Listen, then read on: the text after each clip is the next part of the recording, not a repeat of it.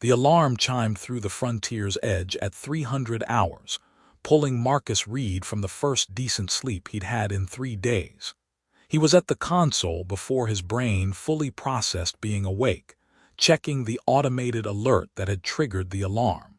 Distress signal, general emergency frequency, broadcasting standard SOS with location coordinates. Marcus ran the calculations, 2 hours out of his current route, which would put him behind schedule on a delivery that had tight margins. He'd lose money on the delay, probably lose the client's future business. He altered course immediately. In deep space, you answered distress calls. Economics didn't matter when someone was dying. That was the rule Marcus lived by, the code that kept frontier space from being complete lawless chaos. 2 hours later, his scanners picked up the source. A small moon, barely habitable atmosphere, no settlements or stations within reasonable distance. And on the surface, one damaged escape pod with failing life support. Marcus brought the frontier's edge down fast, ignoring the atmospheric turbulence that rattled the cargo hold. He grabbed his emergency medical kit and ran out the moment the airlock equalized. The escape pod was Velrani design, high-end diplomatic model. It had crash-landed hard, scorched from atmospheric entry and pitted with what looked like weapons fire. Marcus forced the damaged hatch open and found a single occupant. A Velrani woman, unconscious, her elegant long ears pressed flat against her skull in a way that Marcus's limited xenobiology knowledge recognized as extreme distress. She'd been shot, plasma burns across her side, the distinctive pattern of Velrani military weapons. Dehydration, exposure, and based on the blood loss, she didn't have much time left. Marcus didn't waste time on questions. He got her stabilized with the emergency supplies in his kit, then carried her back to his ship. His medical bay was designed for human injuries, but the principles translated: stop bleeding, restore fluids, monitor vitals, keep the patient alive until proper medical care was available. She regained consciousness while he was sealing the worst of the plasma burns with emergency tissue adhesive. Her eyes opened, sharp, intelligent, filled with pain and fear, and she tried to pull away. "Easy," Marcus said, keeping his voice calm and steady. "You're safe. I'm not going to hurt you. You sent a distress call. I'm responding. My name is Marcus Reed, and I'm going to finish treating your injuries. Then we can talk." She studied him for a long moment, then nodded slightly and stopped resisting. Marcus finished the emergency treatment, got her hydrated with an IV that his medical database assured him was compatible with Velrani physiology, and finally allowed himself to ask questions. "I'm Marcus," he repeated, "independent freight hauler. Your distress beacon brought me here. Can you tell me what happened?" "I'm Kale." Her voice was rough from dehydration. I witnessed something I shouldn't have. High-level corruption within the Velrani diplomatic corps. When I tried to report it, I was declared a traitor. They tried to kill me. I managed to escape in that pod, sent the distress call hoping someone would respond before they found me. "They shot you." "Yes, my own people." Kale's ears flattened further. "By helping me, you've made yourself a target. They'll be looking for both of us now. I'm sorry. I had no choice but to call for help, but I've put you in danger." Marcus absorbed this. "So you're being hunted by your own people because you tried to report corruption?" "Yes. And you sent a distress call hoping someone would help despite the risk." "I had no other option. I was dying." Kale met his eyes.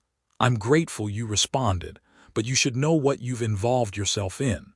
The people hunting me are professionals. They won't stop because a human freight hauler got in their way. Then we'll need to be smarter than them."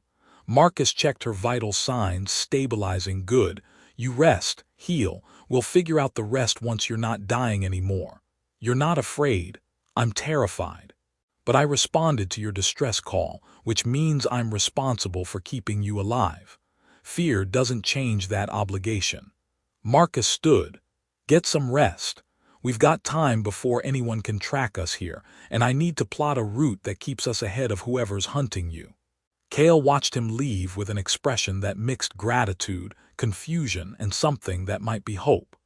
Over the following days, as Kale recovered in Marcus's small medical bay, she explained more about her situation. She'd been a mid-level diplomat, posted to human frontier stations as part of cultural exchange programs. During that assignment, she discovered that several high-ranking Velrani officials were using their diplomatic positions to facilitate smuggling operations, weapons, restricted technology, even sentient beings sold into forced labor. I reported it through official channels, she explained. Thought I was doing the right thing. Instead, I was declared mentally unstable, relieved of my position, and marked for protective custody, which was really elimination. I managed to escape before they could disappear me quietly. You have proof. Encrypted data I downloaded before I fled, but it's useless if I'm dead and it dies with me. Kale's expression was grim. That's why they're so determined to eliminate me before I can transmit this information to authorities who aren't compromised. Then, we need to keep you alive and find trustworthy authorities. Marcus said it like it was simple problem-solving, like they were discussing cargo routing rather than survival against professional hunters. You say that so calmly. Like evading trained operatives and exposing interstellar corruption is just another day's work. Well, I've never done it before, so there's a learning curve. But the principles are sound. Stay ahead of pursuit, protect the evidence, find people who can act on that evidence. Marcus shrugged. I'm better with starship maintenance than spy games, but improvisation is its own skill. Kale laughed despite their situation. You're remarkable, Marcus Reed. Most people would have turned me over by now. Saved themselves the trouble. I responded to your distress call. That means something to me, even if it doesn't mean anything legally. Actually, Kale said carefully, it means something legally too, under Velrani law at least. What do you mean? The distress call I sent used specific emergency protocols. When you responded, when you risked your own safety to provide aid, you invoked what we call the protector's bond. You became legally recognized as my chosen protector under Velrani law. Marcus processed this. I didn't know that. I just responded because that's what you're supposed to do when someone sends an SOS. I know. That's what makes the bond genuine. You didn't help me for legal advantages or political gain. You helped because it was right. That's what the protector's bond is designed to recognize. Kale sat up carefully, still healing but much stronger than when Marcus had found her. This actually helps us. Killing someone's recognized protector is a grave crime even in Velrani culture. The hunters will be more cautious because harming you would create complications beyond just eliminating me. So I'm legally bound to protect you now, and I'm bound to honor that protection. The bond creates obligations for both parties. She studied him. Are you angry that you've been legally bound to something without knowing? I'm already protecting you. The legal framework doesn't change what I'm already doing. Marcus smiled slightly. Besides, sounds like this bond might actually help us survive. I'll take whatever advantages are available. Most humans would resent being bound by alien laws they didn't know existed. Most humans probably didn't spend 5 years hauling freight across frontier space where half your clients are alien, and you learn to navigate multiple legal systems. Marcus checked the navigation display. We need to move soon. Can you travel? Yes, I'm healed enough. Kale stood, testing her strength. Thank you, Marcus, for responding, for protecting me, for treating this like it matters. It does matter, you matter. He said it simply, like it was obvious. Now let's figure out how to keep you alive long enough to expose the people who tried to kill you. Over the next week, Marcus and Kale developed a routine born of necessity and mutual respect. Marcus plotted courses that kept them off major shipping lanes, while still allowing him to complete enough work to maintain his ship and supplies. Kale helped where she could. Her diplomatic training included logistics and planning that proved useful for their evasion strategy. You're good at this, Marcus observed one afternoon while Kale was calculating their next jump. Route planning, thinking 3 steps ahead. Diplomatic training emphasizes strategic thinking, anticipating consequences, planning for contingencies. She completed the calculation. This route avoids 3 major checkpoints and 2 systems with heavy Velrani presence. It'll add 4 days to your schedule. Better than being caught by hunters. Marcus input the coordinates. How long before they find us? Hard to say. They're professionals, but we have advantages. You're an independent operator with no fixed route or schedule. I know how they think and can anticipate their strategies, and the Protector's bond complicates their mission parameters. Kale's expression turned serious. But they will find us eventually. We need a long-term plan beyond evasion. I've been thinking about that. You said you have evidence, encrypted data.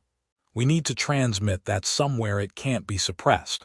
Neutral authorities, independent media, someone with the reach and credibility to investigate. The people I reported to initially were compromised. How do we know who to trust? I have contacts, independent journalists, neutral diplomatic channels, people who have built reputations on exposing corruption. Marcus pulled up his contact list. None of them are Velrani, which might actually help. They don't have political ties to your people's internal power structures. It could work, but transmitting from just anywhere would reveal our location. We'd need to do it from somewhere secure, somewhere we can defend if the hunters arrive before the data goes public. They spent days planning, using Marcus's knowledge of frontier space and Kale's strategic training to identify potential transmission points. During this time, their relationship shifted from simple protector and protected to genuine partnership. You treat me like an equal, Kale observed one evening. Not like someone you're obligated to protect. Not like a problem to manage. Like a partner. Because you are. The Protector's bond might be why we're together, but you're brilliant at strategy. You understand the political landscape I'm navigating. And honestly, I'd be lost without your input. Marcus smiled. Plus, you make better food synthesizer choices than I do. That protein paste you selected actually tastes like food. Diplomatic training includes adapting to various species' nutritional needs. I couldn't let you survive on whatever approximation of nutrition you'd been eating. I was surviving just fine on nutrient paste and coffee. You were surviving, not thriving. There's a difference. Kale's tone was teasing, but her expression held genuine affection. Thank you, Marcus, for treating me like a person rather than an obligation, for making this feel like partnership rather than duty. It is partnership. I may have responded to your distress call out of duty, but everything since then has been choice. And I'm choosing to work with you because you're smart, capable, and I trust you. The conversation was interrupted by proximity alarms. Marcus was at the console immediately, pulling up scanner data. 3 ships moving in formation, clearly military despite running civilian transponders. They found us, Kale said, her voice tight. Yeah, and they're moving to intercept. Hold on. Marcus diverted all power to engines and ran evasive patterns that pushed his ship's capabilities to their limits. The pursuing vessels were faster, better armed, but Marcus had spent 15 years learning how to make his aging freight hauler do things it wasn't designed for. They managed to reach the nearest station, barely, and docked in a cargo bay that Marcus knew from previous runs. The station was neutral territory, technically, but that wouldn't stop determined hunters for long. We need supplies, and I need to make contact with some of my sources, Marcus said, gathering what weapons he had. Not many and not impressive, but something. Stay close. If they found us here, they'll be coming. They were moving through the cargo section when 3 Velrani operatives materialized from the shadows, professional, armed, clearly the hunters Kale had warned about. The lead operative spoke in calm, measured tones. Kale of House Meyerth. You're wanted for questioning regarding diplomatic irregularities. Come with us peacefully, and this doesn't need to escalate. I witnessed your crimes, Kale said, her voice steady despite obvious fear. I'm not going anywhere with you. The operative's gaze shifted to Marcus. Human, You've involved yourself in Velrani internal affairs. We're prepared to compensate you for your trouble and any inconvenience. Turn over Kale, walk away with payment for your ship's damages, no consequences. No, Marcus said. You've invoked the Protector's bond. That complicates our mission, but bonds can be dissolved. Release your claim, accept compensation, everyone walks away. I said no. She asked for help. I gave it. I'm not abandoning her because you're offering me money to betray her trust. The operative's expression hardened. Then you're choosing to make this difficult. What followed was chaos.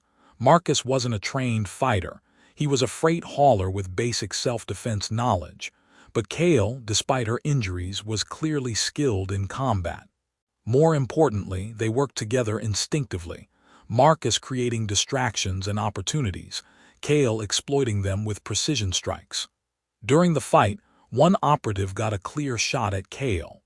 Marcus threw himself in the path of the plasma bolt, taking the hit across his shoulder and chest. The pain was immediate and overwhelming, but he stayed between Kale and the attacker until she could neutralize the threat. They escaped, barely, leaving the operatives injured but alive. Marcus's ship launched with alarms screaming about his medical condition, and Kale had to take the helm while he tried to stay conscious through the pain. Why did you do that? Kale demanded once they were safely away and she was treating his plasma burns. You could have died. You could have died if I didn't. That wasn't acceptable. Marcus gritted his teeth against the pain as she applied treatment. I told you I'm not abandoning you. Protector's bond or not, you're my responsibility and my partner. That means something. You literally shielded me with your body. Yeah, well, seemed like the right move at the time. Marcus tried for humor despite the pain. Did it work? Yes, you idiot. You saved my life again. Kale's hands were shaking as she finished the treatment. But you can't keep throwing yourself into plasma fire for me. I can and I will if that's what keeping you alive requires. Marcus met her eyes. That's what partners do, we protect each other. Kale was quiet for a long moment. Then, in Velrani culture, what you just did, physically shielding you're protected with your own body, that's the ultimate demonstration of the Protector's bond. It proves the bond is genuine rather than just legal formality. You've just made our connection unbreakable under our laws. Good, because I wasn't planning on breaking it anyway. Marcus's injuries forced them to stop at a hidden way station he knew, a place where frontier traders went when they needed to disappear for a while. While he recovered, Kale tended to him with the same care he'd shown her, and their connection deepened beyond just protector and protected. You're healing well, Kale said one evening, checking his bandages. Another week and you'll be back to normal function. The plasma burns were severe, but you're responding to treatment. Thanks to you. You know Velrani medical techniques that human treatment doesn't cover. We're partners. I'm not going to provide inferior care just because you're a different species. Kale finished the bandage change. Marcus, I need to tell you something about the Protector's bond and what it means long-term. I thought you already explained it. I explained the basics, that responding to my distress call created a legal bond under Velrani law, but there's more to it than I told you. Kale sat down, clearly struggling with how to explain. The Protector's bond isn't just legal framework. It's designed to recognize genuine connections formed through crisis. When someone responds to a distress call, risks themselves to help a stranger, continues protecting them despite danger, that creates something real, not just obligation. I know it's real. I wouldn't still be here if it wasn't. What I mean is, the bond is permanent unless both parties agree to dissolve it. And dissolving it requires formal process, official documentation, mutual consent. It's not something that just fades over time. She met his eyes.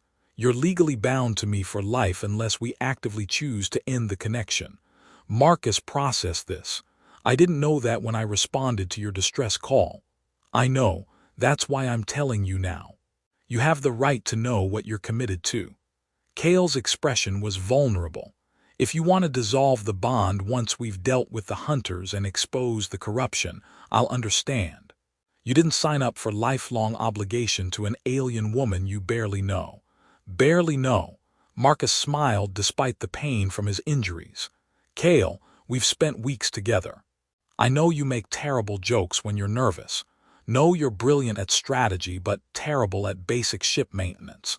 Know you value integrity over convenience even when it nearly got you killed. I know you're brave and smart and genuine in ways that are rare regardless of species.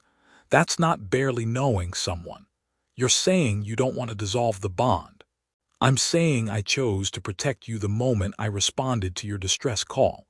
Everything since then has reinforced that choice. Why would I dissolve a bond with someone I've come to value as a partner and friend? Kale looked away, but Marcus saw the tears. Most people would resent being permanently bound to obligations they didn't choose. I did choose.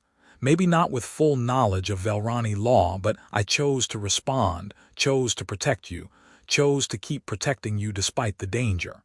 Those were all conscious decisions. Marcus reached for her hand.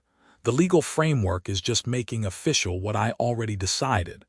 They spent the following days planning their next move. They couldn't run forever, couldn't keep evading hunters indefinitely. They needed to expose the corruption Kale had witnessed, transmit her evidence to authorities who could act on it.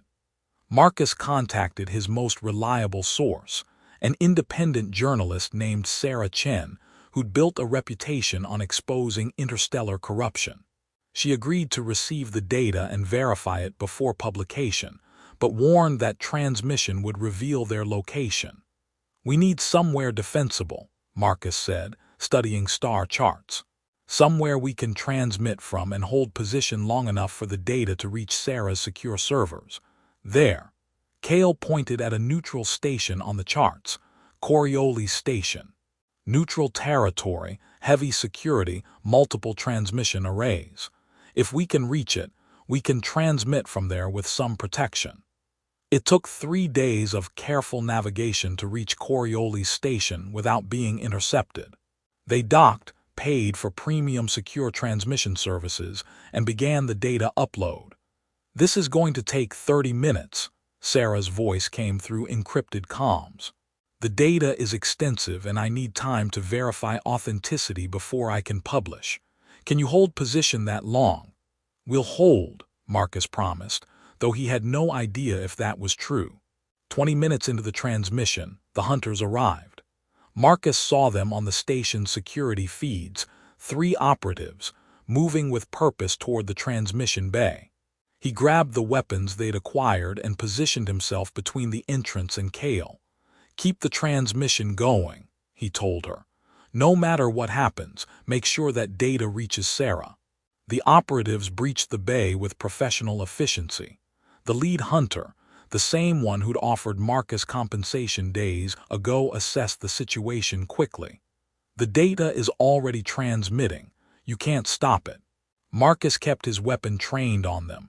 Give up, you've lost. We can still eliminate the source. Without Kale to testify, the data loses credibility. You'll have to go through me first. We're willing to do that. The operative raised his weapon.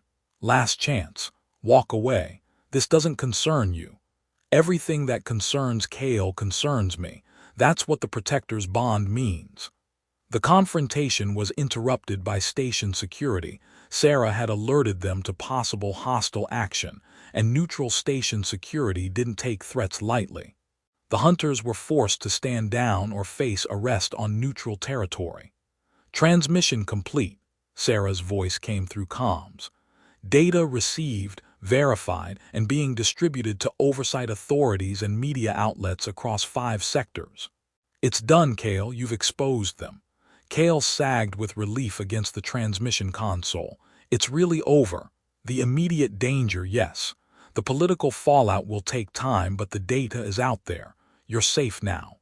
Marcus lowered his weapon as station security escorted the hunters away. We did it. You did it. You kept me alive long enough to transmit the data. You protected me when everyone else wanted me silenced. Kale moved to him, her expression mixing gratitude with something deeper. Thank you doesn't feel adequate for what you've done.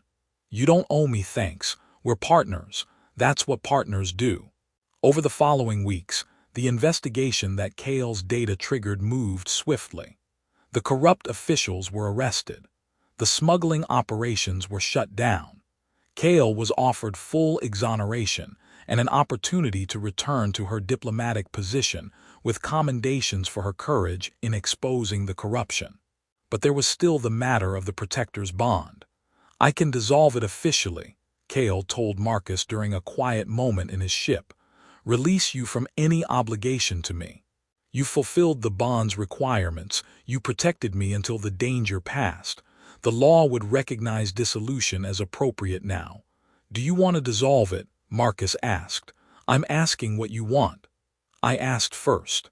Kale laughed despite the seriousness of the conversation, always so direct. Her smile faded. The truth is, I don't want to dissolve it. You responded to my distress call when I was dying and hopeless. You've protected me, partnered with me, treated me with respect and genuine care. You've become someone I value beyond the legal bond. I want you in my life, Marcus. Not because the law says we're connected, but because I choose to be connected to you. Then we agree, because I feel the same way. Marcus took her hand. I responded to your distress call because it was right. But everything since then, protecting you, working with you, building this partnership, that's been choice. I'm choosing you, Kale, not because I have to, but because I want to. The protector's bond remains active then, by mutual choice. By mutual choice. 6 months after Marcus had responded to a distress call that changed his life, he and Kale had built something neither of them had expected, a genuine partnership that transcended the legal bond that brought them together. Kale had been offered multiple prestigious positions within Velrani diplomatic service, but she declined them all. Instead, she joined Marcus as co-owner of the Frontier's Edge, using her skills and connections to secure better contracts while he handled the actual freight operations. You're sure about this? Marcus asked when she officially signed the partnership papers. You could be a high-ranking diplomat. Instead, you're hauling freight with a human who flies by the seat of his pants. I'm choosing partnership with someone who responded to my distress call and risked everything to protect me. Someone who values integrity over convenience. Someone who makes me laugh even in terrible situations. Kale smiled. Besides, diplomatic work was isolating. This, working with you, actually helping people by delivering essential supplies to frontier worlds, this feels meaningful. They developed a reputation across frontier space, the human and Velrani partnership that treated everyone with respect, answered distress calls regardless of profit, and maintained the highest standards of integrity. Other freight haulers started calling them for backup when situations got complicated. Knowing Marcus and Kale would help without demanding exorbitant compensation. We're becoming frontier legends, Marcus joked after their third rescue mission in as many months. The freight haulers who actually answer distress calls. Someone has to. You taught me that. Kale checked their next delivery schedule. Besides, we know better than anyone how important it is that someone responds when you call for help. They were making a routine delivery when their emergency receiver picked up a distress signal, automated SOS, general frequency, coming from a small moon with minimal atmosphere. Marcus and Kale looked at each other, then altered course simultaneously. Some things don't change, Kale said. Some things shouldn't, Marcus agreed. They found a damaged vessel and 2 survivors, a human and a centauri, both injured, clearly having been attacked by pirates. Marcus and Kale worked together with practiced efficiency, treating injuries and getting the survivors aboard their ship. Thank you, the human said weakly. We thought no one would respond out here. We respond, Marcus said simply. That's what you do when someone needs help. Later, after the survivors were stable and resting, Kale found Marcus in the cockpit, staring out at the stars. Thinking about the day you responded to my distress call, she asked. Yeah. Thinking about how different my life is now compared to then. How one decision to respond to an SOS changed everything. Do you regret it? Not for a second. Marcus turned to her. I was just thinking. Before I found you, I was going through the motions. Hauling freight, answering distress calls out of obligation rather than genuine care, not really building toward anything. You gave me purpose beyond just surviving, gave me partnership I didn't know I needed. You saved my life multiple times, and you gave meaning to mine. He took her hand. The protector's bond brought us together. But we chose to make it real, to build something genuine from legal obligation. That's the part that matters. I agree. Cale leaned against him comfortably. We should probably check on our passengers, make sure they're healing properly. Probably, but first, Marcus kissed her, gentle and genuine. Thank you for sending that distress call, for trusting that someone would respond, for choosing to stay even after the danger passed. Thank you for being someone who responds, who protects, who treats obligations as opportunities rather than burdens. Cale smiled. Now let's go check on those survivors. They're our responsibility now. Just like you were mine. Just like we're each other's. They went to attend their passengers together, partners in every sense, bonded by law, united by choice, proving that answering a cry for help can reshape destinies and create connections deeper than either person expected. The protector's bond that began with a distress call and a response had become something neither wanted to dissolve. A partnership built on mutual respect, genuine affection, and the simple truth that sometimes the most profound connections form when someone chooses to help without knowing what that choice will cost. Marcus had responded to a distress call expecting to help a stranger for a few hours. Instead, he'd found the person who would become his partner for life. Some obligations, it turned out, were worth keeping forever.